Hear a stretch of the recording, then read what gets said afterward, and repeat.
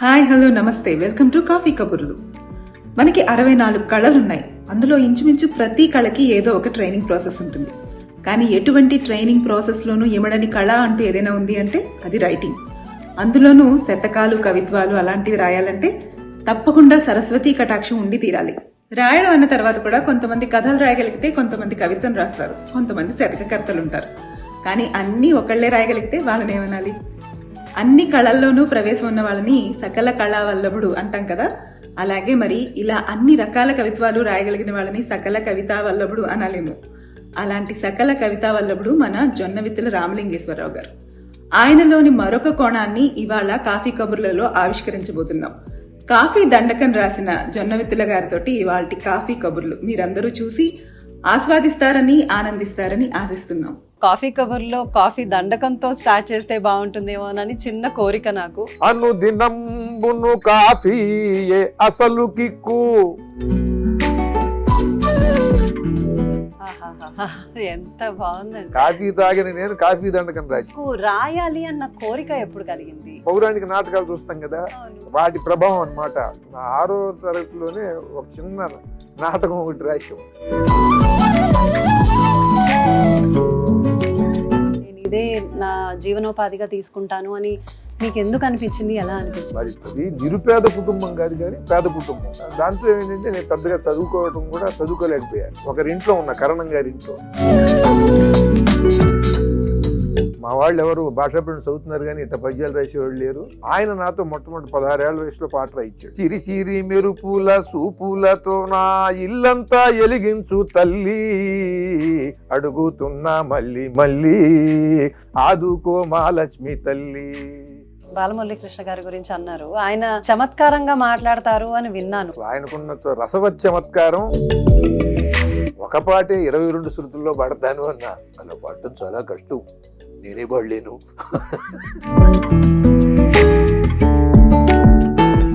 నమస్కారం జొన్నవిత్తుల గారు, welcome to coffee కబుర్లు.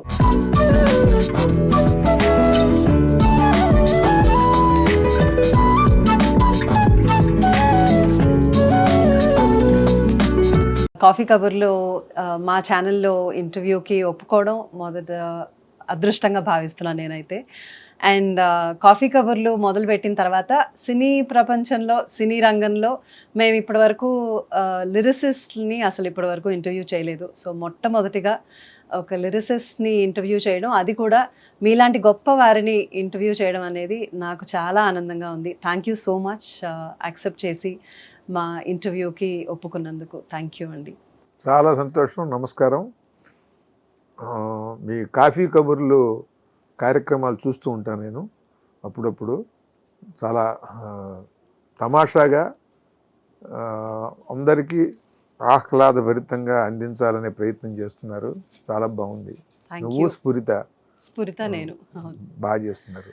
థ్యాంక్ యూ అండి.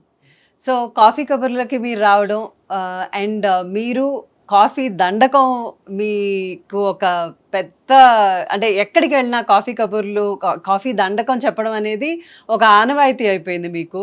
సో కాఫీ కబుర్లో కాఫీ దండకంతో స్టార్ట్ చేస్తే బాగుంటుందేమోనని చిన్న కోరిక నాకు. మీరేమన్నా కాఫీ దండకంలో కొద్దిగా ఏమన్నా వినిపించగలుగుతారా? తప్పకుండా. కాఫీ తాగనివాడిని నేను. కాఫీ తాగని నేను కాఫీ దండకం రాశా. కాఫీ తాగని నువ్వు కాఫీ కబుర్లు కార్యక్రమం ప్రారంభించావు.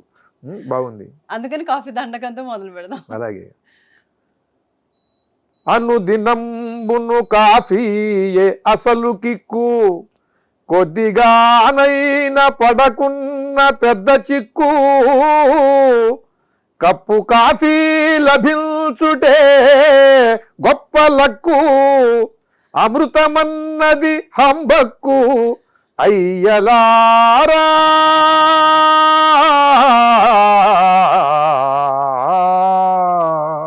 జై కాఫీ. అబ్బా, థ్యాంక్ యూ అండి. ఇది నేను చాలాసార్లు విన్నాను, కానీ ఎన్నిసార్లు విన్నా ప్రతిసారి ఫస్ట్ టైం వింటున్నానా అన్నంత ఆనందం అనిపిస్తుంది.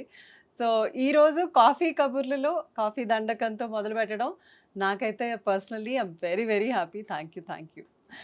సో మనం మొదటిగా అంటే మీకు సినిమా పాటలు రాయడం, దండకాలు రాయడం, శతకాలు రాయడం మీరు చాలా చాలా చేశారు. అండ్ తెలుగు భాష కోసం మీరు చేస్తున్న ఎన్నో కార్యక్రమాలు, అవి ఎన్నో గొప్ప కార్యక్రమాలు మీరు చేస్తూ ఉన్నారు. కానీ కొంచెం మనం మొదలు పెట్టేటప్పుడు ఇవన్నీ ఒకవైపు అయితే, మీరు అసలు ఏదైనా సరే సరస్వతి అమ్మవారి అనుగ్రహంతోనే మనం రాయడమైనా చదవడం ఇవన్నీ కదా. సో సరస్వతి అమ్మవారి మీద మీరేమన్నా రాశారా? అసలు సరస్వతి అమ్మవారిని మీరు ఏం కోరుకుంటారు?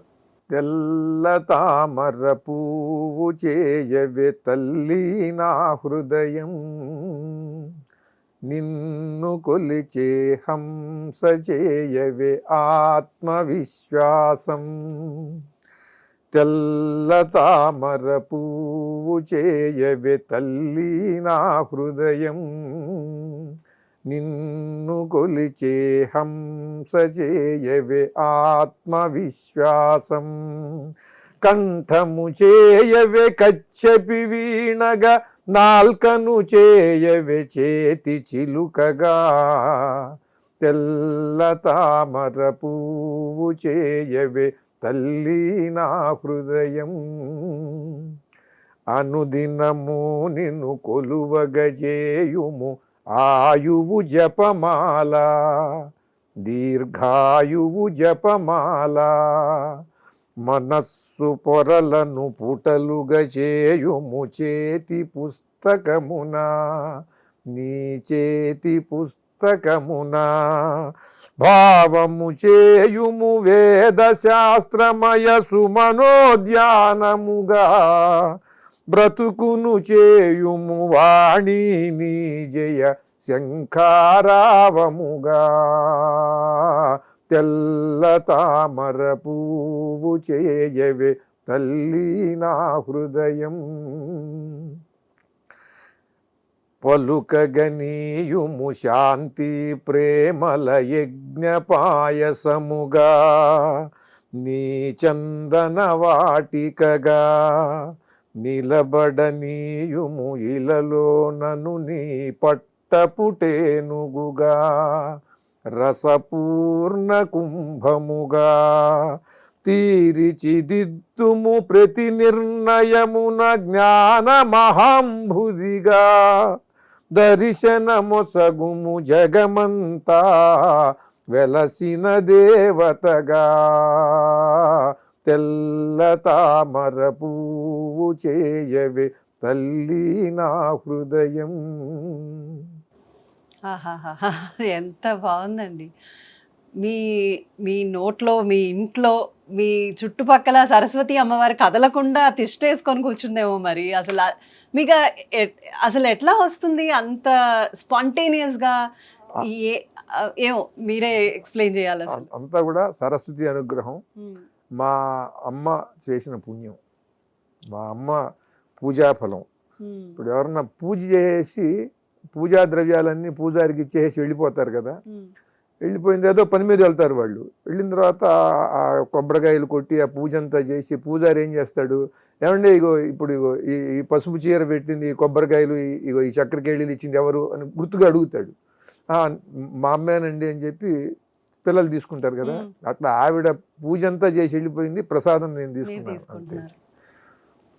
గొప్ప తల్లి, గొప్ప కొడుకు. అసలు మీరు అంటే పిల్లలు చేసేది తల్లిదండ్రుల పుణ్యం వల్ల పిల్లలకి అవన్నీ రావడం, ఇవన్నీ మనం వింటూ ఉంటాము. కానీ మీలాంటి వాళ్ళు ఇంత ఇంత నాలెడ్జ్ ఉండడం, రాయగలగడం, చెప్పగలగడం, అందరికీ అంటే చాలామంది మాట్లాడతారు, చాలామంది రాస్తారు, కానీ అందరికీ అది ఇంపుగా ఉండదు.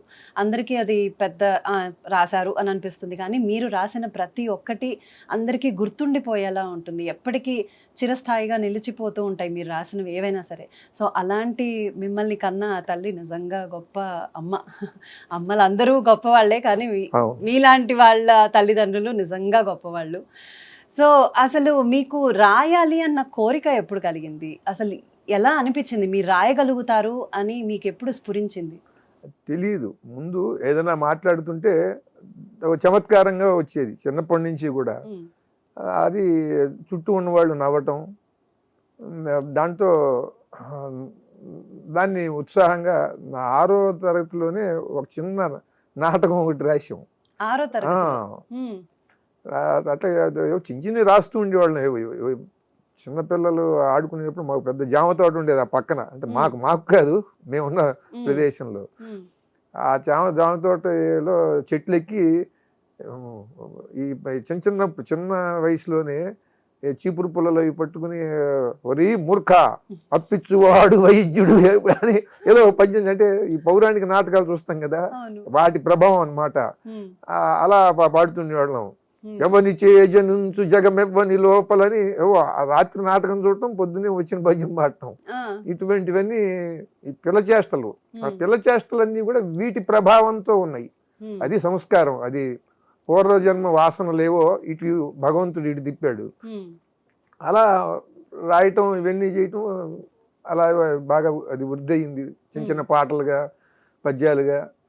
అలా 9వ తరగతిలో దత్తాత్రేయ శర్మ గారని, దత్తాత్రేయుడు గారు అంటారు, ఆయన 6 అడుగుల పైన ఉండేవారు, పెద్ద ఆయన. పంచి కట్టుకుని వస్తే సింహంలా ఉండేవాడు ఆయన, ఒక పెద్ద దిగ్గజంలాగా. ఆయన మాకు 10th క్లాస్ అప్పుడు ఇంకా ఈ టెక్స్ట్ బుక్లు రాలేదు, తెలుగు పుస్తకాలు ముద్రణ రాలా. అవి ఇంకా 2 నెలలు పడుతుందిరా వచ్చేటప్పటికి, ఈ లోపల మీకు ఛందస్సు చెబుతాను, అవి 10 మార్కులు ఉంటాయి, ఎప్పటికన్నా ఉపయోగపడతాయని ఛందస్సు చెప్పారు. ఆయన ఛందస్సు చెబుతున్నప్పుడు నా అదృష్టం అది బాగా నా మీద ముద్రపడి, నేను వచ్చి ఇంటికి వచ్చి సుమతి శతకం మొత్తం దాన్ని గణ విభజన చేసేసాను. అంటే పిచ్చి పట్టినట్టుగా చిన్నప్పుడు తెలియదు కదా, ఏది పడితే చేస్తుంటారు కదా పిల్లలు. అలా సుమతి శతకం పద్యాలు రాయటం, దాన్ని గణ విభజన చేయటం, ఆయన కన్నపద్య లక్షణం చెప్పినప్పుడు అట్లా చేసి, అలా నాకు ఏదో వచ్చి దాని ధోరణిలో పద్యాలు కూడా రాయటం మొదలుపెట్టా. అది అట్లా ఇక మహానుభావులు వాళ్ళందరి సాంగత్యంతో అది బాగా వికసించింది. అంటే రాయడం ఓకే, బట్ అదే మీ వృత్తిగా, అంటే మీ లైఫ్ స్టైలే మీ రాయడమే మీ వృత్తి కదా. సో అంటే రెగ్యులర్గా జాబ్ చేయడం ఇలాంటివి కాకుండా, నేను ఇదే ఒక లైఫ్ స్టైల్గా, నేను ఇదే నా జీవనోపాధిగా తీసుకుంటాను అని మీకు ఎందుకు అనిపించింది, ఎలా అనిపించింది? చిన్న చిన్న ఉద్యోగాలు చేశాను నేను, కుటుంబ పరిస్థితి రీత్యా. మాది మరి నిరుపేద కుటుంబం కాదు, కానీ పేద కుటుంబం. మా నాన్నగారు స్కూల్ మాస్టర్గా చేసేవారు. అయితే ఏంటంటే 5గురం పిల్లలు, అక్క చెల్లెళ్ళు, నాన్నదమ్ములు.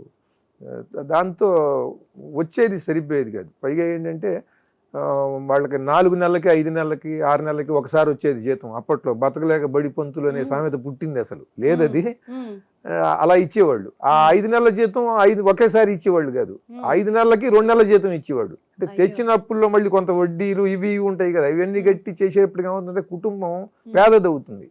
అదే నెల ఇంత అని వచ్చేస్తే అంతలోనే బతకటానికి వాళ్ళు ఓ ప్రణాళిక వేసుకుంటారు ఎవరైనా. అది అట్లా కాకుండా జరిగింది. దాంతో ఏంటంటే నేను పెద్దగా చదువుకోవటం కూడా చదువుకోలేకపోయా. తర్వాత 10వ తరగతితోనే ఆపేశాను. తర్వాత ఇంటర్మీడియట్ ప్రైవేట్గా కట్టాను, బిఏ ప్రైవేట్గా కట్టాను, ఎంఏ ప్రైవేట్గా కట్టాను. అంటే భాషా ప్రైవేట్ అంటే 10 రూపాయలు కడితే చాలు. గోపాల్ రెడ్డి గారని ఒక ఆయన దానికి ప్రిన్సిపాల్గా చేసేవారు. ఆ మహానుభావుడు, నేను ఒకరింట్లో ఉన్న, కరణం గారి ఇంట్లో, మున్నంగి పూర్ణచంద్ర శర్మ గారని కరణం గారు అయినా, వాళ్ళ ఇంటికి వచ్చి ఆయన ఏదో ఒక దస్తావేజులు రాయించుకుంటున్నప్పుడు నన్ను చూపించి, అబ్బాయి పద్యాలు రాస్తాడండి అని ఆయనకి చెప్పారు. ఏదో పద్యం చెప్పంటే ఏదో నాకు తోచిన పద్యం చెప్పా. చెబితే ఆయన సంతోషించి, మా భాషా ప్రవీణ్ కాలేజీలో చేరవయ్యా, 10 రూపాయలు కడితే చాలు, నేనే నీకు సీట్ ఇస్తాను, మా వాళ్ళు ఎవరు భాషా ప్రవీణ్ చదువుతున్నారు కానీ ఇట్లా పద్యాలు రాసేవాళ్ళు లేరు అని ఆయన అన్నారు. సరే, ఆ తర్వాత వెళ్ళి, ఆ తర్వాత నాతో పాటు 10th క్లాస్ చదివిన వాళ్ళు కూడా అమ్మాయిలు వీళ్ళు చదివేవాళ్ళు అక్కడ.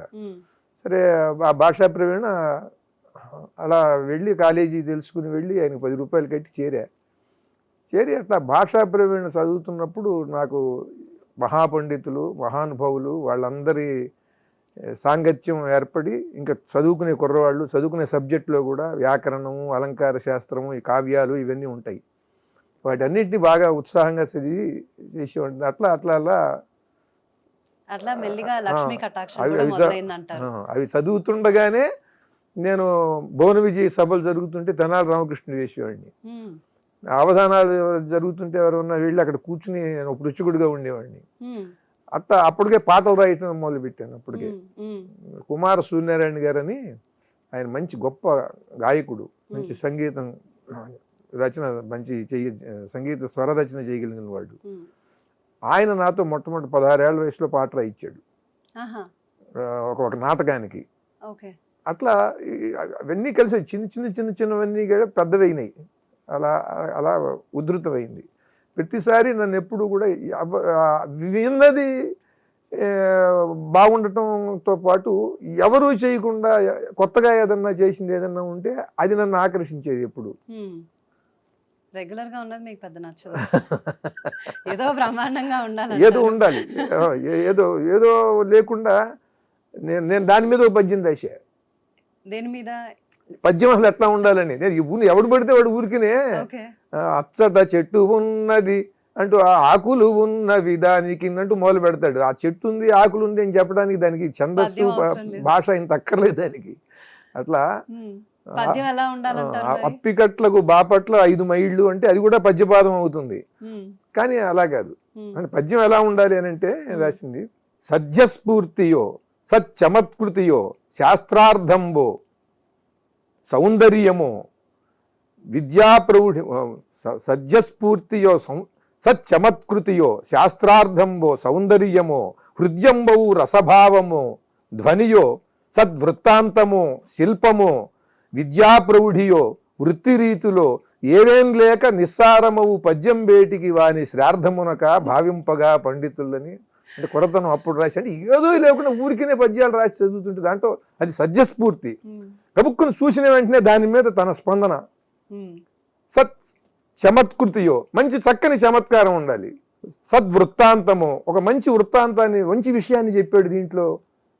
సౌందర్యము అంటే పద సౌందర్యం అయితే భావ సౌందర్యం అవి లేకుండా హృద్యంబౌ రసభావము హృదయాన్ని ద్రవింపజేసే కరిగించేటువంటి రసభావం ఏదన్నా సరే, నవరసాల్లో ఏదో ఒక రసభావం ఉండాలి మంచిది. హృద్యంబౌ రసభావము ధ్వనియో ఏదన్నా సజెస్ట్ చేసేటట్టుగా ఉండాలి. వీడు ఈ విషయం చెబుతుంటే ఇంకోటి గుర్తొచ్చి ఇంకొక విషయాన్ని ఎలా చెప్పాడా, ఎంత చక్కగా చెప్పాడు అని అనిపించాలి. ధ్వనియో సద్వృత్తాంతము శిల్పము దాంట్లో ఒక స్ట్రక్చరల్ బ్యూటీనెస్ ఉండాలి. దాంట్లో ఒక అందం ఆ పదగుంభనంలో కానీ లేకపోతే ఆ పద్యం నడిపిన విధానంలో కానీ ఫ్లోలో కానీ ఇవన్నీ కూడా ఫ్లో ఉంటుంది కానీ అందంగా ఉండాలి. ఇలా ఒక కిరణంలాగా నీరు ప్రవహిస్తే నీకు నీటి సౌందర్యం తెలియదు.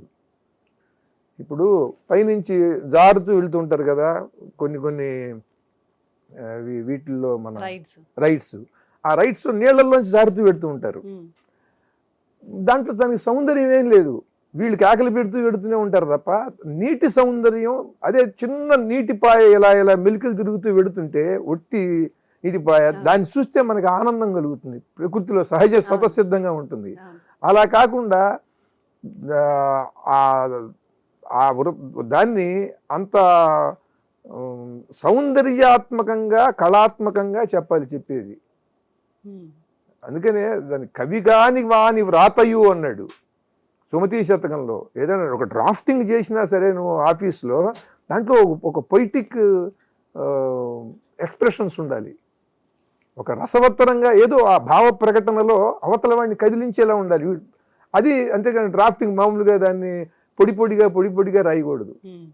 అది అందుకని సద్వృత్తాంతమో శిల్పమో ఇవేవీ లేకుండా ఏవీ లేనటువంటి పద్యం బేటికి వాని శ్రార్థమునక భావింపగా పండితులని. తెలిసిన వాళ్ళు ఎందుకు వాడు ఊరికి ఏదో ఇప్పుడు తద్దినం పెట్టినప్పుడు కళాత్మకంగా పెట్టరు, నువ్వులు అక్కడ చల్లుతారు, దర్భలు అక్కడ చల్లుతారు, ఇది అటు తీసి పెట్టేస్తారు. పైగా ఆ అంట్ల చేతులే మామూలుగా దాన్నే పక్కన పెట్టేసుకుంటారు, అంటు లేదు తద్దినానికి. అందుకే తద్దినం పెట్టినట్టుగా పెట్టకూడదు అని. ఏ వయసులో రాశారు మీరు ఈ పద్యం? నేను భాషా ప్రిన్స్ చదువుతున్నప్పుడు నాకు 18 19 ఏళ్ళ వయసులో రాసింది. అప్పటి నుంచి అందుకని నా పద్యం చాలా కొత్తగా ఉంటుంది. ఎంతో మంది పద్యాలు రాస్తున్నారు, మహాద్భుతంగా రాసేవాడు ఉన్నారు, మహాకవులు ఉన్నారు, పండిత కవులు మహాపండిత కవులు ఉన్నారు. ఎవరున్నా సరే వాళ్ళ పక్కన నేను నా పద్యం చదివానంటే దానికి ఒక ప్రత్యేకమైనటువంటి ఒక స్థాయి ఉన్నది అని బాగా చదువుకున్న వాళ్ళు తెలిసిన వాళ్ళు అనుకుంటారు, సామాన్యుడు అనుకుంటాడు. పండిత పామర రంజకంగా ఉంటూ దాని లోతు తెలిసినటువంటి వాడికి చాలా గొప్పగా ఈ పద్యాన్ని నిర్మాణం చేశాడు ఈయన, చాలా పద్యం లేదా చేసినటువంటి పద్యాన్ని చాలా కొత్తగా చదివాడు, ఎక్స్ప్రెషన్ ప్రజెంటేషన్లో అనేది వాళ్ళకి తెలుస్తుంది. ఎందుకంటే నేను అవన్నీ చూస్తా, నాకు ఎక్కడ ఏది కనిపించినా గొప్పగా కొత్తగా దాన్ని పద్యంలో ఎలా చెప్పాలి అనే ధోరణి నాది. అంటే మనం సృష్టిలో ఎంత గొప్ప వైచిత్రి చూసినా, ఎంత విచిత్రమైన విషయం చూసినా, ఎంత అందం చూసినా అది మనకు బాగుంది అనుకుంటే కవికి ప్రయోజనం ఉంది. సామాన్యుడు బాగుంది అనుకుంటే అతని వరకు. కానీ కవి తాను చూసినటువంటి సౌందర్యం, తాను చూసినటువంటి గాంభీర్యం, దాని లోతు, సముద్రం చూసి పిల్లాడు కేరింతలు కొడతాడు, చప్పట్లు కొడతాడు. ఒక శాస్త్రవేత్త దాని ఎంత లోతు ఉన్నది, ఆ జలరాశి ఎంత ఉంటుంది, దాని నుంచి ఆ వేగంగా వచ్చేటువంటి ఆ కెరటాల నుంచి ఎంత విద్యుత్తుని ఉత్పత్తి చేయొచ్చు, ఇవన్నీ వాడికి తెలుస్తాయి. అది వాడు దాన్ని సాధించే ప్రయత్నం చేయటమో చేసేవాడికి చెప్పడమో చేయాలి, లేకపోతే ఊరికినే చూసేందుకు వాడి ప్రయోజనం. అలా కవికి ఏంటంటే ఇంకా ఎక్కువ బాధ్యత. ప్రతి అంశంలోనూ గొప్పది కానిది కూడా వీడిని కదిలిస్తుంది, దాన్ని కూడా చెప్పాలి. మరి మీకు సరస్వతి కటాక్షం అయితే తప్పకుండా ఉంది. మరి లక్ష్మీ కటాక్షం కూడా మీకు మెల్లిగా మీరు పద్యాలు మొదలుపెట్టి పాటలు రాయడం మొదలుపెట్టిన తర్వాత లక్ష్మీ కటాక్షం కూడా వచ్చేసింది. మరి ఆ లక్ష్మీ అమ్మవారిని మీరు ఏం కోరుకుంటే వచ్చింది చెప్తారా మాకు? లక్ష్మి అని అంటే సరస్వతిని ఎవరైనా సరే చూసి ఆశ్చర్యపోయేటువంటి విధానం ఒక రకంగా ఉంటుంది. లక్ష్మీదేవిని అక్కర్లా, ఇంట్లో ఏమున్నది ఏమీ లేదు అని అక్కర్లా. ఆడవాళ్ళు మంచి చీరలు కట్టుకుని వచ్చేసి, మగవాళ్ళు మంచి ఇలా బట్టలు కట్టుకుని వచ్చేస్తే వీళ్ళు చాలా ఉందనుకుంటారు సహజంగా. అసలు లక్ష్మి అంటే ఏంటంటే సరస్వతి. లక్ష్మి అంటే సరస్వతి. జ్ఞానం లేని సరస్వతి లేనటువంటి లక్ష్మి వాడు ఎంత మూఢుడు. 1000 కోట్లు ఉన్న వెధవాయి వాడు ఏమన్నా పనికొస్తాడా? వాడు సమాజంలో కానీ లేకపోతే నలుగురు బుద్ధిమంతులు దగ్గర కానీ వాడు నిలబడగలడా? మాట్లాడనంత వరకు చాలా గౌరవంగా ఇస్తుంటాడు. విభూషణం మౌనం అపండితానాం. అపండితుడికి భూషణం ఏమిటంటే వాడికి మౌనంట. వాడు మాట్లాడనంత వరకు వాడు ఏమిటో తెలియదు కదా, అందుకని మాట్లాడకుండా వాడు వెనకాల చేతులు 2 కట్టుకుని ఉంటే వాడు చాలా గొప్పవాడు ఉంటాడు. అందుకని 1000 కోట్లు ఉన్నా ప్రయోజనం లేదు, చేతిలో 1000 రూపాయలు లేకపోయినా పర్వాలేదు. సరస్వతే లక్ష్మి. ఇప్పుడు నీకు డాలర్ మీద ఎన్ని డాలర్లో అంకె వేసి దాని మీద రాస్తారు కదా, రాయకపోతే అసలు చెల్లుతుంది అది కాగితం. మనకి ఆ లిపి రూపం ఏమిటి? అక్షర రూపిణి సరస్వతి. కనుక సరస్వతీదేవే లక్ష్మి. 1,000 కోట్ల రూపాయలు ఉన్నాయి వాడికి అని అంటున్నారు. ఆ 1,000 కోట్లు లెక్క కట్టేది ఎవరు? అవి అవునో కాదో తేల్చేది ఎవరు? ఒక రత్నం విలువ కట్టేది ఎవరు? ఇన్ని డైమండ్స్ ఉన్నాయి, ఆ డైమండ్ ఎంత విలువో దాని లెక్క కట్టేది ఎవరు? ఆ లెక్క కట్టే నైపుణ్యం ఎక్కడి నుంచి వస్తుంది? ఇదంతా కూడా జ్ఞానం సరస్వతీదేవి. సరస్వతీదేవి యొక్క రెండవ రూపమే లక్ష్మీదేవి. లక్ష్మీ సరస్వతులకి అభేదం నాకు తెలిసి. మామూలు సామాన్య దృష్టిలో ధనం లేదు కనుక లక్ష్మీ కటాక్షం ఉన్నవాడికి సరస్వతి కటాక్షం ఉండదు, సరస్వతి కటాక్షం ఉన్నవాడికి లక్ష్మీ కటాక్షం ఉండదని ఇవన్నీ కూడా మామూలు పామరులు అనుకునేవి. జ్ఞానమే ఐశ్వర్యం. జ్ఞానం లేని ఐశ్వర్యం, దీన్ని ఆనందించలేని, ఇంత ప్రపంచాన్ని ఆనందించలేనటువంటి స్థితి, అది కేవలం డబ్బు, విలువైనటువంటి కార్లు, విలువైనటువంటి బంగ్లాలు వాటి మధ్యన వాడు పెట్టేసి వాడు మతి స్థిమితం లేని వాళ్ళు ఉంటారు కదా, వాళ్ళకు కూడా వారసత్వంలో మరో రకంగానో వాళ్ళకి డబ్బు వస్తుంది, 1000 కోట్లు ఉంటాయి, వాళ్ళ పరిస్థితి ఏంటి ఆలోచిస్తే. కనుక వాడు లక్ష్మీపుత్రుడు అంటారా? అసలు లక్ష్మీపుత్రుడు జ్ఞానం ఉన్నవాడు. జ్ఞానం పడిగా లక్ష్మీదేవి యొక్క లక్షణం ఏంటంటే కరుణ. ఆ కరుణ లేకుండా డబ్బు ఉన్నటువంటి వాడు లక్ష్మీపుత్రుడు అంటానికి కూడా నాకు మనస్సు ఒప్పదు. నాకు వాళ్ళందరూ కుబేర పుత్రులు. కుబేరుడు కూడా బాగా ధనవంతుడు కదా, దేవతలందరిలో కుబేరుడు బాగా ఐశ్వర్యం ఉన్నవాడు, అంటే ధనం ఉన్నవాడు, ఐశ్వర్యం కదా. ఆ ధనం ఉన్న వాళ్ళందరూ కూడా దానము ధర్మము దానికోసం నిలబడినటువంటి వాళ్ళందరూ కూడా కుబేర పుత్రులు. మంచి పనులకి, సత్కార్యక్రమాలకి తోడ్పడేటువంటి వాళ్ళు, మంచి కార్యక్రమాలు చేయించేటువంటి వాళ్ళు, వీళ్ళందరూ కూడా లక్ష్మీపుత్రులు. అది మరి ఆ లక్ష్మీ అమ్మవారి గురించి మీరు ఏమన్నా రాసింది ఉంటే? తప్పకుండా. ఎర్ర తామర పువ్వు పైన ఎలుగుత కూసున్న తల్లి, అద్దామంటి చెరువు నడుమా అలరారే బంగారు తల్లి, సిరి సిరి మెరుపుల సూపులతో నా ఇల్లంతా ఎలిగించు తల్లి, అడుగుతున్నా మళ్ళీ మళ్ళీ ఆదుకో మా లక్ష్మి తల్లి, అడుగుతున్నా మళ్ళీ మళ్ళీ ఆదుకో మా లక్ష్మి తల్లి, ఎర్ర తామర పువ్వు పైన ఎలుగుత కూసున్న తల్లి, అద్దామంటి చెరువు నడుమా అలరారే బంగారు తల్లి, ఎట్టాంటి మహారాజుకైనా ఎంతటి మేధావికైనా వేదాల బాపనికైనా ఆధారమే నువ్వు తల్లి, ఏ చోట సుఖశాంతులున్నా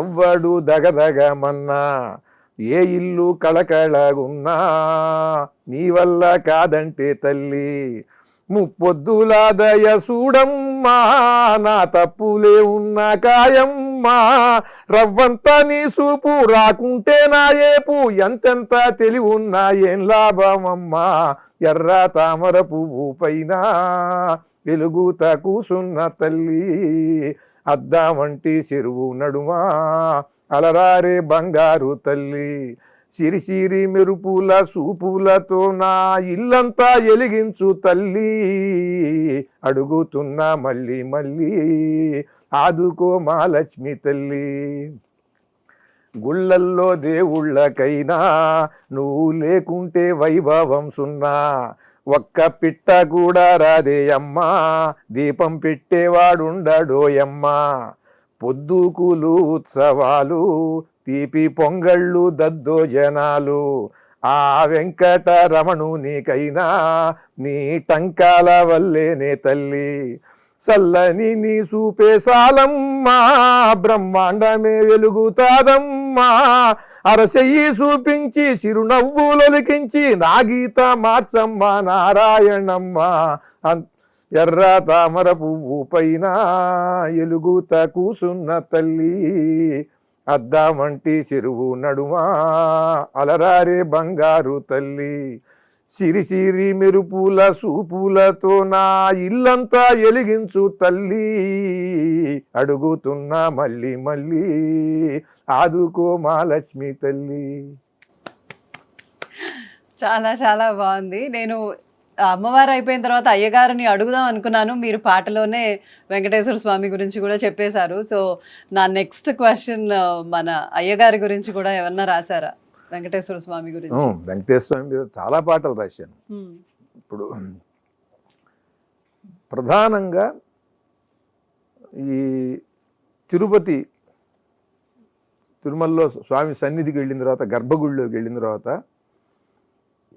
నమస్కారం పెట్టుకుని ఇలా తిరిగి వెడుతూ ఉంటాం. వెడుతున్నప్పుడు మళ్ళీ వెనక్కి తిరిగి అలా చూసి అలా పక్క నుంచి ఎవడన్నా అడ్డం ఉన్నా కూడా వెనక్కి తిరిగి చూసుకుంటూ జయ విజయుల దాకా వచ్చి మళ్ళీ ఒకసారి నమస్కారం చేసి ఓ కిరీటమో లేదా నామమో అలా కనిపించకుండా ఉన్న ఆ సన్నివేశంలో అలా పక్కకి వెళ్ళిపోతాం. ఏ గుడికి వెళ్ళాం. ఏ గుడికైనా దండం పెట్టుకుని ఒక సంతృప్తి వస్తుంది. ఒక స్వామిని బాగా దర్శించామని ఒక సంతృప్తితో ఇలా దండం పెట్టుకుని ఇలా తిరిగి వెళ్ళిపోతాడు. అంటే మనం వచ్చిన పని అయిపోయింది, దర్శనం చేసుకున్నామని. నిజమే, మీరు చెప్పే వరకు కూడా నాకు ఇప్పుడు మీరు చెప్తుంటే నిజమే కదా అని అనిపిస్తుంది. అనుభూతి, అది ఆ అనుభూతిని పట్టుకోవాలి మనం.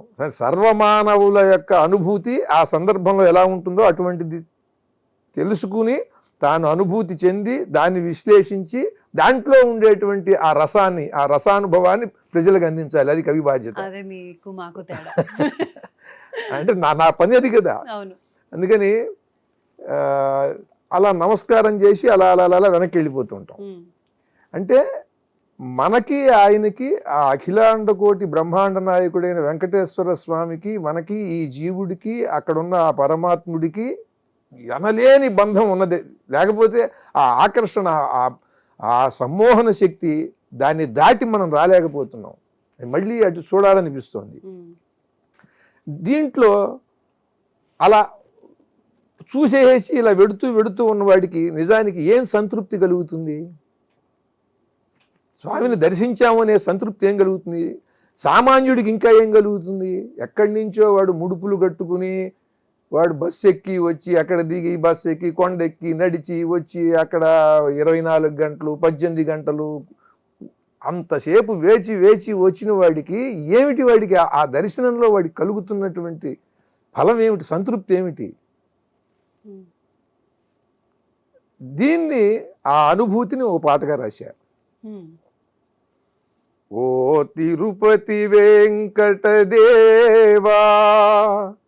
నాయదలో నిలువగా రావా, వెనక్కి వెనక్కి తిరుగుతూ వెళ్ళలేకనే వెడుతున్నా, వెనక్కి వెనక్కి తిరుగుతూ వెళ్ళలేకనే వెడుతున్నా, నీ గర్భగుడిని చేరాక నీ దివ్య స్వరూపం చూశాక, వెనక్కి వెనక్కి తిరుగుతూ వెళ్ళలేకనే వెడుతున్నా, వేచి వేచి నీ గుడి ముంగిట 10 జాముల పైదాకా, వెంకటేశ నిన్ను వేడుకొనుచు పడిగాపులు కాచాక, ఆలయ ప్రవేశమైనాక పలు భక్తులు అడ్డుగా నిలిచాక, నీ రూపం కనబడక నా మనసానిపై నిలబడక, ఒక్క క్షణం నిన్ను చూసినంత పూజారులు పదమంటుంటే, వెనక్కి వెనక్కి తిరుగుతూ వెళ్ళలేకనే వెడుతున్నా, వజ్ర కిరీటం చూసే భాగ్యం కలుగనే లేదు, శంఖ చక్రములు చూసే కోరిక తీరనే లేదు, వక్షస్థలమున లక్ష్మిని గాని మెడలో కౌస్తుభహారం కాని చూసే సమయం లేదు, నీ కరుణా వీక్షణ నాపై ప్రసరించెదవను ఆశతో, వెనక్కి వెనక్కి తిరుగుతూ వెళ్ళలేకనే వెడుతున్నా. వావ్. నాకు ఒక క్వశ్చన్, అంటే అన్ని క్వశ్చన్స్ వేస్తున్నాను అనుకోండి. ఇప్పుడు మీరు 3-4 పాటలు పాడారు, పద్యాలు, ఒక్కొక్కటి ఒక్కొక్క ట్యూన్లో ఉన్నాయి. ఇది ఎవరో ట్యూన్ చేసినవి కాదు కదా మీకు? అంటే ప్రతి లిరిసిస్ట్కి సంగీత జ్ఞానం కూడా ఉండాల్సిందేనా? అంటే ఇప్పుడు ఇవన్నీ రాయాలంటే మీకు ఆ సంగీత జ్ఞానం కూడా ఉంటుందా? నాకు అలా వస్తుంది. పాటను నేను అనుకునే ట్యూను 2 కలిసి వస్తాయి. దాన్ని కొంతమంది దాన్ని కొంచెం అటు ఇటుగా దాన్ని చెక్కి శిల్పం చెక్కి ట్యూన్లు అలా పెట్టుకుంటారు వాళ్ళు ఉన్నారు, కొంతమంది ఇంకో రకంగా చేసేవాళ్ళు ఉంటారు. నా పాటలు మాత్రం నాకు ఎలా వచ్చిందో అది నేను అట్టగే పాడతా. దాంట్లో సంగీతం అవి చూడను. దాంట్లో కంఠానికి ఏమిటి శృతి అని కానీ, నాకేమి స్వరజ్ఞానం ఏముందని కానీ ఏమీ నేను చెప్పను. నాకు ఇంత ఉందని చెప్పను. సంగీతం నాకు తెలియదు, కానీ నేను విన్న సంగీతం మాత్రం చాలా గొప్పది, చాలా ఎక్కువ. బాలమురళీకృష్ణ గారితో మహానుభావుడు అయిన పుంభావ సరస్వతి, ఆయనతో 12 సంవత్సరాల సాంగత్యం. దాంతో ఎప్పుడు చిన్నప్పటి నుంచి వినేవాడిని, బాగా సంగీతం ఇష్టం నాకు. అది రాలేదు కానీ ఇట్లా వచ్చింది. బాలమురళీకృష్ణ గారి గురించి అన్నారు, ఆయన చమత్కారంగా మాట్లాడతారు అని విన్నాను, అది నిజమేనా? అయ్యో, అసలు ఆయనకున్న రసవత్ చమత్కారం, అట్లా ఉన్నతమైన స్థాయి. చమత్కారంలో కూడా చిన్న చితగా చమత్కారాలుగా చాలా గొప్పగా. 1-2 విషయాలు చెప్పగలుగుతారా? తప్పకుండా. నేనే ఒకసారి ఆయనతో ఇట్లా, ఇప్పుడు అన్నావు కదా మీకు సంగీతం వచ్చారంటే, నేను ఆయనతో అన్నా, గురుగారు 22 శృతులు ఉన్నాయి మనకి. శృతుల్లో నీకు కూడా కొంత సంగీతం వచ్చు కనుక శృతులు 22 శృతులు అంటారు. అది పరమ సూక్ష్మమైనవి, అవి అందరికీ తెలిసేవి కాదు. మీరు 22 శృతుల్లో ఏ కీర్తన అయినా సరే ఏ శృతిలో అయినా పాడతారండి. నేను ఒక పాటే 22 శృతుల్లో పాడతాను అన్నా. అంటే ఆయన ఒకసారి ఇలా విని, అలా పాడటం చాలా కష్టం, నేనే పాడలేను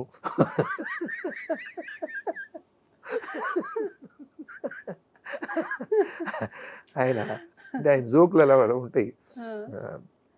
అలా మహానుభావుడు ఆయన. ఒకసారి చల్లపల్లి రాజా గారితో పాటు ఆ చల్లపల్లి వైపు పెడుతున్నారు, కొడాలి ఆ ప్రాంతం నుంచి అనమాట, కూచిపూడి, మొవ్వ, కొడాలి ఆ ప్రాంతం నుంచి ఎడుతుంటే ఈయనకి ఎప్పుడు 25-30 ఏళ్ళు ఉన్నప్పుడు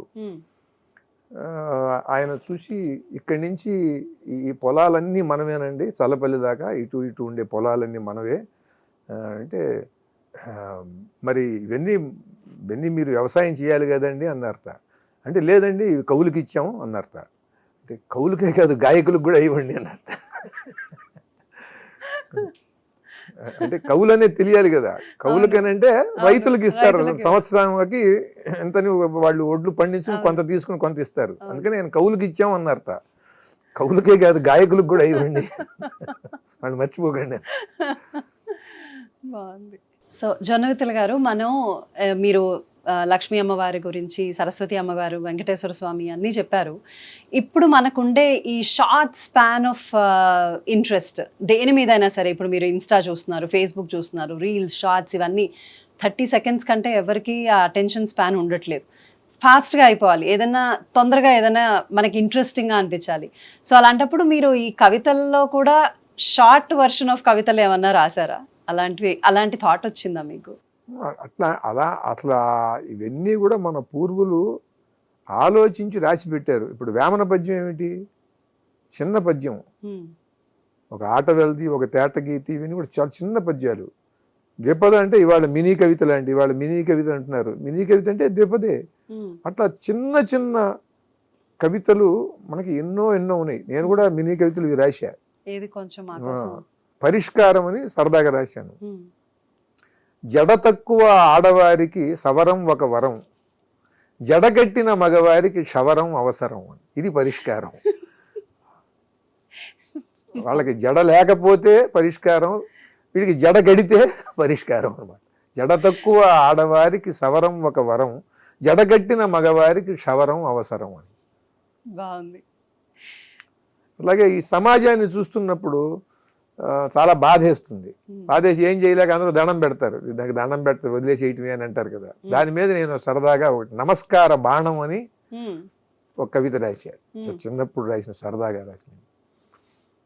ఇది ఒక వ్యవస్థే అయితే దీనికో నమస్తే. ఇంతే అంటే ఇట్లా చాలా రాశాను. నీ ఒక వెల్లువ కా అంటే అవ్వు అని, అలా కావాలని అన్నమాట. నీ ఒక వెల్లువ నీ ఒక వెల్లువ ఒక వెల్లువ తీసుకురా నీ రంగంలో. నీ ఒక వెల్లువ నీ ఒక వెల్లువ ఒక వెల్లువగా పో. బాగా చెప్పారు. బాగుందండి.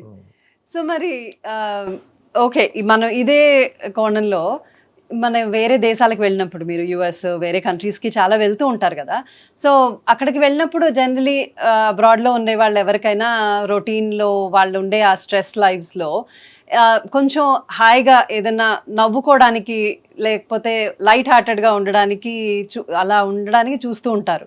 సో మీరు వెళ్ళినప్పుడు భారీగా మీరు దండకాలు, శతకాలు ఇవన్నీ ఒకవైపు అయితే, మీరు వాళ్ళని ఉద్దేశంలో అంటే వాళ్ళని గుర్తుపెట్టుకొని వాళ్ళ కోసం మీరు ఏమన్నా కొంచెం అక్కడికి తగ్గట్టుగా ఏమన్నా అప్పటికప్పుడు చూసి రాయడం కానీ, లేదు వాళ్ళకి ఈజీగా బాగా వాళ్ళని అట్రాక్ట్ చేసుకునేటట్టు, వాళ్ళకి బాగా అర్థమయ్యేటట్టుగా ఏమైనా రాశారా?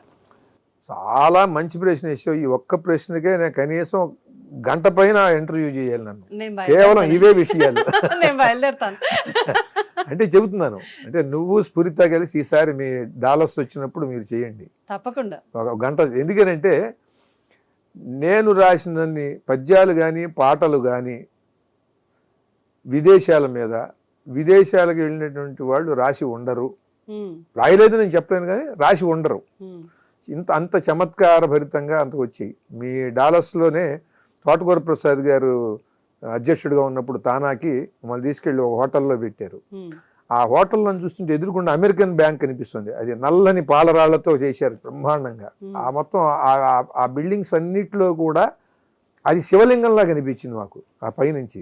పొద్దున్నే వెళ్ళి దాన్ని ఈశ్వరుడు ఐశ్వర్యకారకుడు కదా, అవును. కనుక ఆ బ్యాంకే శివలింగంగా భావించి ఆ బ్యాంక్ చుట్టూ 3 ప్రదక్షిణాలు చేయాలి అని చెప్పి నేను, పాలపర్తి శ్యామనాథ ప్రసాద్ గారు, గట్టి వేదభాస్కరం అని యోగా మాస్టరు ముగ్గురం వెళ్ళి నేను చెప్పిన ఆలోచన ప్రకారం వాళ్ళు కూడా వచ్చి మేము పొద్దున్నే స్నానం చేసి వచ్చి ఆ అమెరికన్ బ్యాంక్ చుట్టూ నల్లని పాలరాళ్ళతో ఉన్న బ్యాంక్ డాలస్లో ఆ బ్యాంక్ చుట్టూ ప్రదక్షిణాలు చేసాం మేము.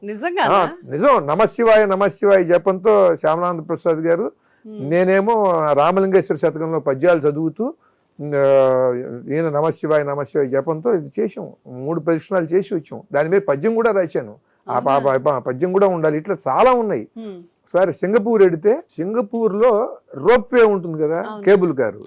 ఆ సంతోష బీచ్కి తీసుకెళ్ళి నన్ను సత్యమూర్తి గారని, ఆయన వామరాజు సత్యమూర్తి గారని తెలుగు సమాజం అధ్యక్షులు ఆయన అది ఎక్కించి 1/4 గంట అలా వెళ్ళి మళ్ళీ 1/4 గంట ఇలా వచ్చాం.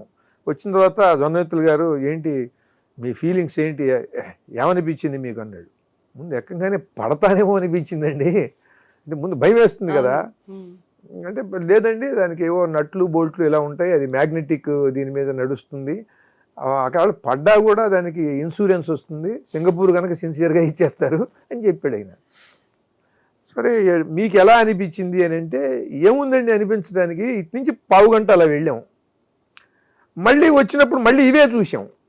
ఏ చెట్లు, రోడ్లు, కార్లు, సముద్ర తీరం చూసామో అటువైపు నుంచి వచ్చేటప్పుడు మళ్ళీ ఇవే కనిపించాయి.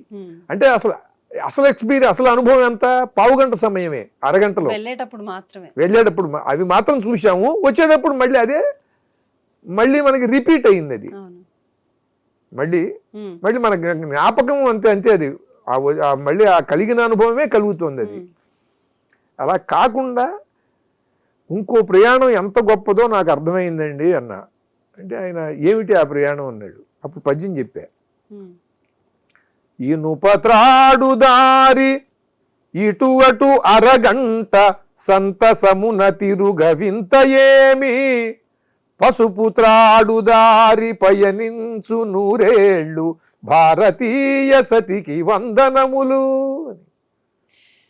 ఈ ఇనపతాడు, నట్లు, బోల్ట్లు, రకరకాల సెక్యూరిటీలు అన్నీ ఉన్నాయి. అవన్నీ కాదని కింద పెడితే ఒక ఇన్సూరెన్స్ ఉంది. ఏ ఇన్సూరెన్సు లేకుండా, ఏ సపోర్టు లేకుండా 5 దారపోగులకి ఇంత పసుపు రాసి అమ్మాయి మెళ్ళో గడితే వాడిని నమ్ముకుని ఢిల్లీయో, బొంబాయో, ఆస్ట్రేలియానో, అమెరికానో అలా వెళ్ళిపోతుంది. వాడితో వచ్చేటువంటి ఇవాళ ఉన్న ఎక్స్పీరియన్స్ మళ్ళీ రేపు రిపీట్ అవుతుందని లేదు, ఇక్కడ ఉంది. ఏదైనా తేడా వస్తే నీకు ఇన్సూరెన్స్ వస్తుంది, తేడా రాకుండా సపోర్ట్ ఉంది. వస్తే ఇన్సూరెన్స్ ఉంది, ఏ ఇన్సూరెన్సు లేదు, ఏ సపోర్టు లేదు. లేకుండా వాడిని నమ్ముకుని వాడు ఆర్టిస్టో, శాడిస్టో, ఉత్తముడో, అధముడో, అధమాధముడో, ఉత్తమోత్తముడో తెలియదు. నమ్ముని ఇవాళ ఉన్నట్టు రేపు ఉంటాడో లేదో తెలియదు. ఇవాళ మనకు వెళ్ళిన ఎదురైన అనుభవమే మళ్ళీ కలిగింది, కానీ మరి వీడితో ఇవాళ ఉన్నట్టుగా రేపు ఉంటాడో లేదో తెలియదు కదా. అసలు ఒక రోపే ప్రయాణానికి, జీవిత ప్రయాణానికి మీకు లింక్ ఎలా వచ్చింది? తెలియకుండా ముళ్ళబాటలో, అఖాతాలో, రాళ్ళు, రప్పలో, పర్వతాలు, పూలబాటలో ఏమిటో తెలియకుండా అలా వాడితో పసుపు త్రాడు దారి పయనిల్చు 100 ఏళ్ళు భారతీయ సతికి వందనములు. వాడి రోప్వే సిస్టంకి ఏం దండం పెడతాం, ఎంత ఇన్సూరెన్స్ ఉంది, ఎంత పటిష్టంగా చేశాడు భలే అని అనుకు దీనికే పెట్టేటైతే అసలు భారతీయ మహిళకి ఎంత నమస్కారం చేయాలి మనం, వాళ్ళ విశ్వాసం ఎంత గొప్పది అని అలా పద్యం చెప్పాను. యుఎస్ లో లైఫ్ స్టైల్ చూసే ఉంటారు కదా మీరు. అవును. దానికి తగ్గట్టుగా ఏమన్నా రాసారా? అవి చూసి ఏమన్నా రాసారా? అదే దాంట్లోదే ప్యారడీ కూడా మీకు మీ వాళ్ళందరికీ బాగా నచ్చింది. ఈనాటి ఈ కూర ఏనాటిదో, ఏనాడు ఇది చేసి దాచేసిరో, ఓ ఫ్రిడ్జి కొన్నామని దాచి తిందామని కాచారు ఒక బిందె సాంబారుని నెల రోజులైనా రుచి లేకపోయినా అలవాటు పడినారు ఆ తిండికే. ఈనాటి ఈ కూర ఏనాటిదో. మరి మేమేం నెల రోజులు పెట్టుకోము. తెలుసు అంటే నేననేది అక్కడే కాదు, ఇక్కడ రాసింది, ఇక్కడ పరిస్థితుల్లో చూసి రాసింది, అక్కడ పాడాను. ఇంకా ఇంకా వేరే ఏదైనా దేశాల మీద రాసారా ఏమన్నా అక్కడికి వెళ్ళినప్పుడు? రాసి నాకు దుబాయ్ వెళ్ళినప్పుడు మొట్టమొదటి 2005లో వెళ్ళాను దుబాయ్. అక్కడ నన్ను బాగా ఆకర్షించింది ఖర్జూర చెట్టు. ఖర్జూర చెట్టు ఎందుకంటే దానికి ఇంతంత మట్టలు ఉంటాయి. ఆ మట్టలు కూడా ఎలా ఉంటాయంటే దాని ఒంటె గిట్టలాగా ఉంటాయి, చాలా దృఢంగా ఉంటాయి. దాని అది చూస్తే నాకు ఆ ఎడారిలో ఆ ఖర్జూర చెట్టు ఇది ఒక విరహిణి అయిన స్త్రీలాగా కనిపించింది నాకు. అంటే విరహంతో తన ప్రియుడి కోసం, తన భర్త కోసం ఎదురు చూస్తున్న స్త్రీలాగా కనిపించింది. అది కూడా ఎట్లాగంటే ఒంటె గిట్టలెల్ల ఒళ్ళంత ధరించి కాంచువారికెల్ల కఠిన యగుచు కనులు ఖర్జురముల కాయలు కాయగా వేచి చూచుచుండే ప్రియుని కొరకు. దుర్మార్గులు ఉంటారు అక్కడ, బాగా కఠినమైనటువంటి మనుషులు ఉంటారు. వాళ్ళ కంట పడితే తనకి చాలా ఆపద కలుగుతుందని మోటుగా ఉంది, కురూపిలా ఉంది అని అనిపించుకునేందుకు ఏం చేసిందంటే ఒంటె గిట్టలు ఉంటాయి కదా మోటుగా బండగా, అందుకని ఆ ఒంటె గిట్టలన్నీ తెచ్చి ఒళ్ళంతా ధరించింది. ఈ ఖర్జూర చెట్టు అసలు మాధుర్యం, చాలా మధురమైనటువంటిది ఇది. కానీ ఈ మాధుర్యం కనిపించకుండా ఒంటె గిట్టలెల్ల ఒళ్ళంత ధరించి కాంచువారికెల్ల కఠిన యగుచు, చాలా కఠినంగా మోటుగా ఉంది అని వాడు వెళ్ళిపోతాడు. తను కనులు ఖర్జురముల కాయలు కాయగా వేచి వేచి వేచి చూడటం వల్ల కళ్ళు కాయలు కాసేలా చూశాడని అనేది మనకి. కనుక అలా ఈ ఖర్జూరాల కాయలు కాసినట్టుగా ఎర్రబడిపోయేటట్టుగా కళ్ళు అలా తెల్లవారులు కూడా ఆ ప్రియుడి కోసం వేచి చూచుచుండే ప్రియుని కొరకు. తన ఊరెళ్ళినటువంటి ప్రియుడు తిరిగి రావాలి, వస్తూ ఉంటాడు అని చెప్పి వేచి చూస్తోంది అని. అప్పుడు అంటే దీంట్లో కొన్ని ఒకసారి విమర్శలు కూడా ఇంకా రసాత్మకంగా వ్యాఖ్యానం వచ్చేటట్టు జరుగుతాయి. అక్కడ ఒక మిత్రుడు ఒక ఆయన అన్నాడు, ఏమంటే కళ్ళు ఖర్జూరాల కాయలని అంటే అది గుత్తులు గుత్తులు కాస్తుందండి ఈ పక్కన, మీరేమో 2 కాయలే కదా కళ్ళు అంటే, కళ్ళు ఖర్జూరాలగానంటే అన్న. అంటే ఒక్కొక్కళ్ళు అలా అసలు రసాన్ని ఇది చూస్తాడు, వాడు లెక్క చూస్తాడు. సరే నేను లేదండి, ఇలా శిల్పంలాగా అలాగే నిశ్చలంగా నిలబడ్డ కదా, ఇలా చూసి ఇలా ఇలా ఇలా ఇటు వస్తున్నాడా అని చూసి కాసేపు మళ్ళీ ఇటు నుంచి వస్తున్నాడా అని ఇటు తిరిగి ఇటు చూస్తుంది కదా, అలా చూస్తున్నప్పుడు ఒక్కొక్క డిగ్రీ ఇలా కదులుతున్నప్పుడు ఒక్కొక్క కాయ అండి, ఇటు ఒక గెల, ఇటువైపు తిరిగి ఇటు చూస్తుంది కదా, ఇటువైపు కూడా ఒక్కొక్క డిగ్రీలో ఒక్కొక్క కాయ, ఇది అంతా కూడా ఒక గెల అండి అన్న. అసలు ఊహించలేకపోతుంది. అంటే ప్రతిదాని మీ రిలేషన్ దాన్ని తగ్గట్టుగా మీరు రాయడం చెప్పడం ఇవన్నీ. దీన్ని నేను మెడికల్ కాలేజీలకు కానీ ఇప్పుడు ఏదన్నా విద్యా సంస్థలకి, కాలేజీలకి, స్కూల్స్కి వీటికి పిలిచినప్పుడు వాళ్ళకి నేను చెప్తాను ఇది. దీంట్లో అంటే ఈ పద్యం చెప్పను, ఈ పద్యం ఏంటంటే వాళ్ళకి చెప్పే వయసు కాదు అది. ఈ ఖర్జూర చెట్టు నాకు స్ఫూర్తినిస్తుంది. నాకు మామిడి చెట్టుకు ఉన్న స్ఫూర్తి ఇవ్వాలి కదా, మామిడి చెట్లు ఎక్కాం, జామ చెట్లు ఎక్కాము మేము, కానీ నాకు చింత చెట్లు ఎక్కాం, కానీ నాకు స్ఫూర్తినిచ్చేది ఖర్జూర చెట్టు. ఎందుకనంటే ఈ సుఖనేలపైన ఎర్రని ఎండలో చుక్క నీరు లేని చోట నిలిచి తీయనైన ఫలములియుదువే నిన్ను ఆత్మలోన నిలిపి అనుసరింతు. ఇసుక నేలలో 55-58 డిగ్రీల వేడిని తట్టుకుంటూ అది బతుకుతోంది. విద్యార్థులు చనిపోతున్నారు, పరీక్షలు తప్పో, లేకపోతే ఫీజులు కట్టలేకపోయారనో, అయితే బ్రతుకు భారంగా ఉందనో. ఖర్జూర చెట్టుని స్ఫూర్తి తీసుకుని అందరూ కూడా జీవించాలి, ఆత్మహత్యకి ఎవరూ పాల్పడకూడదు. ఖర్జూర చెట్టు అది చెబుతోంది. అది ఈ భగవంతుడు ఎన్నో అందమైన ప్రదేశాలు ఉన్నాయి, అక్కడ పుట్టించకుండా నా కర్మ నన్నేంటి ఎండలో 55, 56, 57 డిగ్రీల ఎండలో ఉండే చోట ఇక్కడ నన్ను పుట్టిస్తున్నాడు. ఒకడు వచ్చి నీళ్లు పోసేవాడు లేడు. పోనీ పైనుంచి ఏమైనా వాన పడుతుందంటే ఎప్పుడు పడుతుందో తెలియదు, ఎన్నేళ్లకు పడుతుందో తెలియదు. ఈ ఎండలో నేను ఎందుకు బతకాలి, నేను చచ్చిపోతాను అని ఆయన అంటలా. అది ఏం ఆలోచించిందంటే, ఈ ఎండలో ఎవడన్నా నా దగ్గరికి వస్తే వాడికి నేనేం చేయగలను అని, అది వాడికి నా దగ్గరికి వచ్చిన వాడికి నేను ఏదన్నా చెయ్యాలి అని దాని బలమంతా కూడా తీసుకుని దాని వేళ్ళు చొచ్చుకుపోయేలాగా దాదాపు ఒక 50 గజాలు 60 గజాలు 70 గజాలు అలా వెళ్ళిపోతుంది లోపలికి. వెళ్ళిపోయి ఎక్కడ ఎంత తడి రేణు ఉన్నా సరే, ఒక జల బిందువు సూక్ష్మ కణం ఉన్నా దాన్ని పట్టుకుంటుంది. దాన్ని నిలుపుకుని దాని ఆధారంతో బతుకుతూ పైనుంచి 56-57 డిగ్రీల ఎండ వచ్చినప్పుడు అది కాయలు కాసి కంకర్రాళ్ళులా ఉంటాయి. ముందు ఆ కాయలు కూడా రాయితో సమానంగా ఉంటుంది ఖర్జూరకాయ పచ్చిది. అది 55-56 డిగ్రీల తర్వాత వచ్చిన ఎండలకే అది పండుతుంది. ఒక 4-5 రోజులు వస్తుందిట. ఆ ఎండకి అది బాగా పండిపోయి ఉడికిపోయి పండుతుంది అనమాట. ఆ ఎండని కూడా తట్టుకుని ఈ కాయలు కాసి తన దగ్గరికి ఆ వడగాలుల్లో ఎవడన్నా వస్తే వాడికి కింద పడిన 4 కాయలు ఏరుకుని తిన్నాడంటే ఆ పూట వాడికి భోజనం అక్కర్లా, వాడికి కావాల్సిన క్యాలరీలన్నీ అందుతాయి. 4 కాయలు ఒకటేంటి వాడికి ఆహారం ఇచ్చింది, పైగా వాడికి తీయదనం మాధుర్యాన్ని ఇచ్చింది, పైగా ఆ ఎండలో అదే ఔషధం అవుతుంది, వడగొట్టదు ఖర్జూరం వల్ల.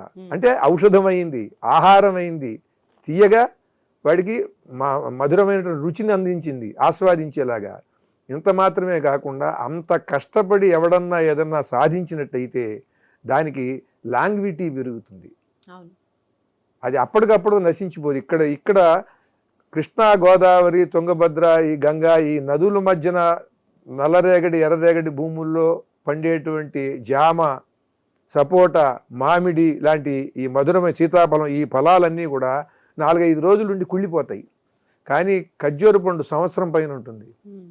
సంవత్సరం పైన అంటే దానికి అంత కష్టపడి అది ఉత్పత్తి చేసినటువంటి దానికి విలువ పెరిగి దానికి కూడా కాలం కూడా ఇంకా ఎక్కువ కాలం మన్నేటట్టుగా శక్తి వచ్చింది దానికి. పైగా పండు ఖర్జూరంలో కంటే ఎండు ఖర్జూరంలో క్యాలరీస్ ఎక్కువ, ఇంకా పెరుగుతాయి. అంటే దానికి శాశ్వతత్వం పెరిగింది. ఇంత మాత్రమే కాకుండా దానికి గౌరవము పవిత్రత ఇంకా పెరుగుతాయి. ఆ ఖర్జూరాలు ఎక్కడో పండే ఖర్జూరాలు తీసుకొచ్చి ఇక్కడ ఇంట్లో సత్యనావర్తం చేస్తుంటే ఇక్కడ అష్టదిక్పాలకులకి నవగ్రహాలకి అవి పెట్టి వాటిని ఇక్కడ పెళ్ళిళ్లలోనూ ఖర్జూరకాయలు పెడతారు. ఇవి శ్రేష్టం. ఇక్కడ పండే అరటిపళ్ళు జామ పళ్ళు వీటికన్నా ఆ ఖర్జూరాలు తీసుకొచ్చి ఇక్కడ తాంబూలంలో పెడతారు అష్టదిక్పాలకులకి నవగ్రహాలకి వేద బ్రాహ్మణులకి కూడా. అంటే ఏమిటి, దానికి పవిత్రత పెరిగింది. అంటే నువ్వు కష్టపడేదే గనక నేను ఎందుకు బతకాలి, ఇక్కడ దేవుడు నాకు అన్యాయం చేశాడని ఖర్జూర చెట్టు ఆ ఎడారిలో చచ్చిపోతే ఇదంతా జరిగేదే. అందుకని ప్రతి కష్టం వెనకాల కూడా ఎంత కష్టపడ్డా సరే ఖర్జూర చెట్టుని గుర్తు తెచ్చుకుని మన కష్టాల్లో మనం అలా నిలబడి ఏ ఆధారం దొరికితే ఆ ఆధారంతోనే మనం చేయవలసినటువంటి పరమాద్భుతం చేయాలి అనే సందేశాన్ని ఈ ఖర్జూర చెట్టు ఇస్తోంది అని చెప్పాలి. అద్భుతంగా చెప్పారండి. నిజంగానే అంటే చిన్న చిన్న కష్టాలు వస్తాయి, చిన్న కష్టాలు అవనివ్వండి పెద్దవి అవనివ్వండి, కానీ అది వచ్చినప్పుడు వెంటనే మన నిరుత్సాహపడిపోయి ఇంక మనం ఏం ముందుకు వెళ్ళలేమేమో, మనం ఏం చేయలేము అనుకోవడం కంటే ఇంకా చేయగలుగుతాము, ఏం పర్వాలేదు, ముందుకు వెళ్ళగలుగుతాము అన్న దృఢ సంకల్పంతో ముందుకు వెళ్ళడం అనేది ఇలాంటివి విన్నప్పుడు తప్పకుండా చెయ్యాలి అని అనిపిస్తుంది. అలా అందరూ అలానే ఆలోచించాలి. ఎప్పుడు ఖర్జూర చెట్టును చూసినా నాకు అదే భావం కలుగుతుంది. ఖర్జూర చెట్టు అంటే నాకు అంత గౌరవం. సో ఇవన్నీ ఒకవైపు అయితే మీరు ఈ మధ్య పాలిటిక్స్ లోకి ఎంటర్ అయ్యారు, పార్టీ స్టార్ట్ చేశారని విన్నాను. సో అదెందుకు మీకు పాలిటిక్స్ వైపు వెళ్ళాలని ఎందుకు అనిపించింది? పరిస్థితి ఎలా ఉంది, మనం చూసి మాట్లాడుకుంటున్నాం, చీచి అసలు ఏ పార్టీ సరిగ్గా లేదు, అందరే ఇట్లా మాట్లాడుకుంటున్నాం. మనం ఓటు వేయాల్సి వచ్చేటప్పటికి ఎవరికి వేయాలి, ఈ అందరిలో ఎవరికో ఒకళ్ళకి వేయాలి. అందుకని అలా కాకుండా ఈ భావజాలం ఉన్న వాళ్ళందరూ కలిసి ఒక ఓటు బ్యాంక్ అయినట్లయితే దాని ప్రభావం రాజకీయాల మీద బాగా ఉంటుంది. అందుకని మన ప్రయత్నం మనం చేద్దామని చెప్పి చేశాం. సో పాలిటిక్స్లో మీరు ఇంకా కొంచెం ప్రయాణం సాగిద్దామని అనుకుంటున్నారా, లేకపోతే ఏంటి మీ ఫ్యూచర్ ప్లాన్ ఏంటి? దాన్ని అది చెప్పేది కాదు. ఎందుకనంటే పూర్తిగా చెడిపోయినటువంటి వాతావరణం. దాంట్లో మీరు ఆ మార్గంలో అట్లా నడిస్తేనే నడిచేటువంటి పరిస్థితిని ఏర్పాటు చేసేసారు. అవన్నీ ఇప్పుడు మనం నీతో మాట్లాడాలనంటే మాట్లాడేటువంటి విషయాలు కావు ఇవి. ఎందుకంటే అంటే నీ ఆలోచన పరిధికి సంబంధించింది కాదు అది. కనుక ఏదో అడిగావు, ఏదో ఇంతవరకు చెప్పాను అంతే తప్ప. ఎందుకంటే మీరు సున్నితంగా ఉండేవాళ్ళు కనుక ఎట్లా ఉంటుందంటే కత్తులు గదలు ముళ్ళ గదలు ఇవన్నీ బాణాలు ఇవన్నీ ఉన్నటువంటి ఒక ప్రదేశం ఒకటి ఉంటుంది, ఏది ఒక వస్తు ప్రదర్శనశాలలో. ఒక పక్కన వీణలు సితారలు వేణువు ఇవన్నీ ఉంటాయి, ఇవన్నీ ఒకటి ఉంటాయి, మధ్యలో తబలా ఇవన్నీ ఒకటి ఉంటాయి. అందుకని ఇప్పుడు వీణను తీసుకొచ్చి ఇక్కడ ఈ కత్తుల మధ్యన పెట్టామనుకో అది ఎలా శోభించదో, నువ్వు ఈ సంభాషణ చేయటం నీతో అలా శోభించదు ఇది. అలాగే పర్వాలేదు, బట్ ఏదైనా సరే wish you all the best. ఇది చేసినా కూడా మీకు సక్సెస్ రావాలని మనస్ఫూర్తిగా కోరుకుంటున్నాను. సో జొన్నవిత్తల్ గారు, మీరు శతకాలు చాలా చాలా ఎన్నో శతకాలు రాశారు. ఎవరు ఊహించని దాని మీద ఏమన్నా శతకం రాశారా? ఊహించనటువంటి ఆలోచనలతోనే నేను శతకాల్లో పద్యాలు రాస్తాను. తీసుకున్న ఇతివృత్తం ఒకటి చాలా తమాషాగా ఉండేటట్టుగానే ఉంటుంది. ఏ శతకం తీసుకున్నా కూడా అట్లాంటివే చేశాను నేను దాదాపుగా. ముఖ్యంగా ఒకటి చెప్పాలనంటే ఒక బొగ్గు మీద 100 పద్యాలు రాశారు. బొగ్గు మీద అంటే దాన్ని ఆధారంగా చేసుకుని దాని చుట్టూ, అదే సింగరేణి శతకం. సింగరేణి అంటే బొగ్గు గనే కదా. ఆ సింగరేణి గురించి రాసినప్పుడు ఒక పాటలో భూదేవి బుగ్గ నా పెళ్లి సుక్క లెక్క సింగరేణి బొగ్గు నా తెలుగు నా. భూదేవి బొగ్గ మీద పెళ్లి సుక్కలాగా ఈ సింగరేణి బొగ్గు గని ఉన్నది అని. అలా ఈ సింగరేణి మీద రాసిన 2 పద్యాలు చెప్తాను. బొగ్గు రంగు నలుపు, ఇది ఎవరు నేను చెప్పేది ఉంది, ఏదో కవిత్వంలాగా అవునా? కానీ ఇది ఎప్పుడు కవిత్వం అవుతుందంటే జొన్నవిత్తల్ గారు ఏం చెప్తారు అనే దాని మీద ఇప్పుడు అది విషయం. బొగ్గు రంగు నలుపు భగ్గుమన్న ఎరుపు భస్మమైన తెలుపు భావమెరుగా ప్రకటమౌనే సత్వ రాజస తామస శ్రీ త్రిమూర్తులిందే సింగరేణి. సత్వగుణానికి తెలుపు, రజోగుణానికి ఎరుపు, తమో గుణానికి నలుపు ప్రతీకలుగా బ్రహ్మదేవుడు, నారాయణుడు, పరమేశ్వరుడు, ముగ్గురు శివుడు, ఈ ముగ్గురు 3 రంగులతో నాకు అక్కడ నీలో కనిపిస్తున్నారు. ప్రకటమౌనే సత్వ రాజస తామస శ్రీ త్రిమూర్తులిందే సింగరేణి. బొగ్గు రంగు నలుపు భగ్గుమన్న ఎరుపు భస్మమైన తెలుపు. అలాగే ఈ బొగ్గు జీవిత సత్యాన్ని తెలియజేస్తుంది. ఏముందిరా మానవుడా నువ్వు నేను ఒకటే అంటుంది అది. ఎందుకంటే మన ఇద్దరం చేసేది ఏమిటి? మట్టిలో నుండి పుట్టుట, మండిపడుట, వెలుగు వెలుగుట, బలి అనిపించుకొనుట, మరల మసకవుచు మసియవుచు మట్టి అవుట, జీవితమును తెలిపెదవే సింగరేణి. జీవితాన్ని తెలియజేస్తుంది ఈ సింగరేణి బొగ్గు. ఇట్లా దేని గురించైనా రాసేస్తారా మీరు? రకరకాల భావజాలం అంటే చుట్టూ ఉన్నటువంటి సమాజంలో మనకు ఏర్పడుతున్న పరిస్థితులు సన్నివేశాల్లో. రామప్ప శతకం రాశారు. రామప్ప శతకంలో రాసింది అది ఇవాళ కాదు, ఎప్పటికీ కూడా ఆ పద్యం తమాషాగా రాసింది, కానీ దాంట్లో సత్యం ఉన్నది. ఉద్యమం ఒక షేర్ మార్కెట్, అందరూ షేర్లు వేసుకోవటమే సంపాదించి. ఉద్యమం ఒక షేర్ మార్కెట్, ఉద్యమమున వచ్చు సొమ్ము ఉప్మా పెసరట్టు, ఉద్యమ సారము హాంఫట్, ఉద్యమ నాయకులకే మన ఓటు రామప్ప అన్న. రామప్పకి అంటే రామప్పని ఉద్దేశించి కవి ఆత్మాశ్రయంగా తను ఏమనుకుంటున్నాడో అది చెబుతూ ఉంటాడు. చుట్టూ ఉన్న పరిస్థితులు ఇట్లా ఉన్నాయి. ఉద్యమం ఒక షేర్ మార్కెట్. రామప్ప ఆనాడు జీవితం అంతా త్యాగం చేసి శిలల్ని తీసుకొచ్చి పరమసుందరమైన రమణీయమైన శిల్పాలను చెక్కి తెలంగాణకి ఎనలేని ఖ్యాతిని ఆర్జించి పెట్టాడు. ఇప్పుడు ఇవాళ ఉన్నటువంటి రాజకీయ నాయకులు వీళ్ళు చేస్తున్నది ఏమిటి? ఉద్యమం ఒక షేర్ మార్కెట్, ఉద్యమమున వచ్చు సొమ్ము ఉప్మా పెసరట్, ఉద్యమ సారము ఆంఫట్, ఉద్యమ నాయకులకే మన ఓటు రామప్ప అన్న. అది ఈ ఉద్యమం కాదు, ఏ ఉద్యమానికన్నా ఇది వర్తిస్తుంది. అట్లా ఇప్పటి వరకు మీరు ఎన్ని శతకాలు రాశారండి? 20 లెక్క పెట్టుకున్నారు? 25. సో 25 శతకాల్లో అఫ్ కోర్స్ మీకు అన్ని తృప్తినే ఇచ్చి ఉంటాయి, బట్ మీకు బాగా సంతృప్తినిచ్చిన శతకం ఏదైనా ఉందా? దేనికది? దేనికి అసలు నాకు నచ్చకపోతే ఓ పద్యం కానీ ఓ పాట కానీ రాసి నా అంతటి నేను చెప్పను. ఎవరన్నా కావాలంటే వాళ్ళకి రాస్తాను, దాంట్లో బాగోగులు మనకి సంబంధం లేదు. ఏదో దాని అవసరం కొద్దీ ఇది రాస్తాను. సహజంగా ఏదో ఒక అవసరార్థం, ఒక ప్రయోజనం కోసమే రాసేవి అన్నీ కూడా. సినిమా పాటల్లో మీకు బాగా సంతృప్తినిచ్చిన పాట ఏదైనా ఉందా మీరు రాసిన? చాలా ఉన్నాయి. ఒకటని చెప్తే అది కాంట్రవర్షియల్ అవుతుంది. కాంట్రవర్షియల్ లేదు. ఒకటని ఏం చెబుతాం, మనకి ఏవో కొన్ని నచ్చకుండా రాయం కదా. చివరిగా ఒక చిన్న కోరిక, మీరు బొగ్గు గురించే రాశారు అంటే మరి నా గురించి, స్ఫురిత గురించి ఏమన్నా 4 మాటలు చెప్పగలుగుతారా? చిన్న పద్యం ఏదన్నా. ఇట్లా వేరే మళ్ళీ యాంకర్లు అడిగితే మళ్ళీ వాళ్ళకి చెప్పాల్సి వస్తుంది. వాళ్ళకి ముందే చెబుతున్నా, ఇది కేవలం కాఫీ కబుర్లు మాత్రమే, వాళ్ళకి మాత్రమే, ఎవరికి చెప్పను నేను ఇట్లా. ఎందుకంటే లేకపోతే నేను అనేక ఇంటర్వ్యూలకు పెడుతూ ఉంటాను, అందరూ తలవాడి చెప్పమనంటే మళ్ళీ this is exclusively for coffee కబుర్లు, only for Sphurita and Maitri. Disclaimer కింద వేసేస్తాం. పిచ్చగా నచ్చి కాఫీ కబుర్లు, పిచ్చగా అంటారు కదా మామూలు, అంటే వాడుక భాషలో పిచ్చిగా కూడా అంటారు. పిచ్చగా ఉంది అసలు, సినిమా పిచ్చగా ఉందిరా అని అంటారు కదా. అట్లా మీ కబుర్లు కూడా అంత బాగా జనంలోకి వెళ్ళిపోవాలి.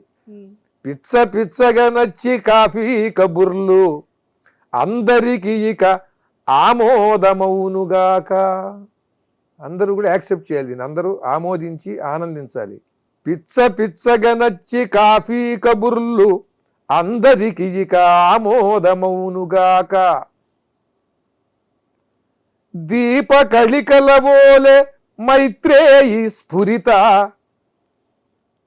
దీపకళికలు మొగ్గల్లాగా నిశ్చలంగా ఉన్నటువంటి దీపాల్లాగా మీరు తెలుగు తల్లి దగ్గర, తెలుగు భాష దగ్గర, తెలుగు వారి ముంగిట అలా ఉండి ఇద్దరు ఫ్రేమ్లో.